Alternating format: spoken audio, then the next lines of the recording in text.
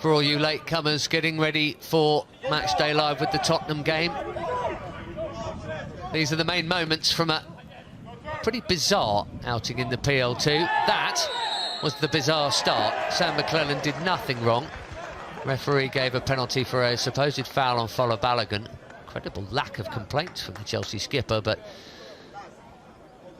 nothing wrong there, surely. And Arsenal, who came into the game already with confidence, were 1-0 up, and Balogun didn't even score the penalty, but he did get the rebound at the start of a lot of bad luck there, Tommy Langley, for Lucas Bergstrom. Yeah, it was. I mean, he got lucky with the challenge. I didn't think it was a penalty either. The penalty itself is a shocker, but he gets the rebound after it's saved by the keeper, and simple tapping.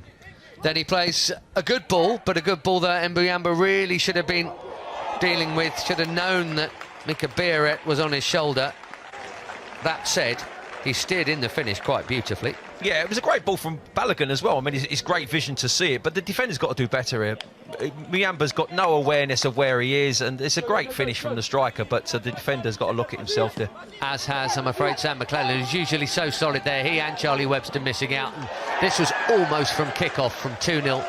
Well, that was 3-0, and Balogun had himself 2 goals and an assist in no time at all, and it was going to be looking like a very long afternoon's work for the Blues, because they were helping Arsenal. Yeah, silly mistake there. Again, it's a misunderstanding. McClellan's ball wasn't the best. Joe Haig has to do better with it, perhaps, as well. But whatever happened, it ended up in the back of the net. Sunsuk Bell put through by a tasty ball there by Ben Elliott. That ended in a red card for Omar Rekik.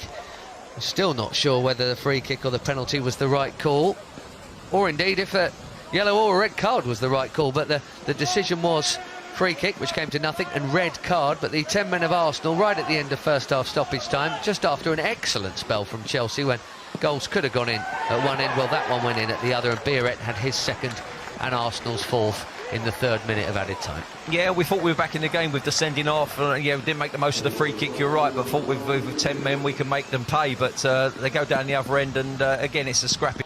And then here, another defensive error. Mbuyamba's actually made a few of them this season already in 2 or 3 different games, and it ended up at the feet of Biarritz via a block, and he had a head. Yeah, Mbuyamba has to do better down this our left, their right, and but again, it's a ricochet that falls straight to the striker Biarritz, and he's had a game to remember here. He gets lucky with the ricochet, but tucks it away nicely, and that was his hat-trick. Fault the guy's desire, but as I said, there were some poor decisions made on the pitch, and that was one of them. Lewis Hall nicked him on the way through, and Bergstrom was beaten to Oulad's corner. And Lewis Hall, I have to say, played the second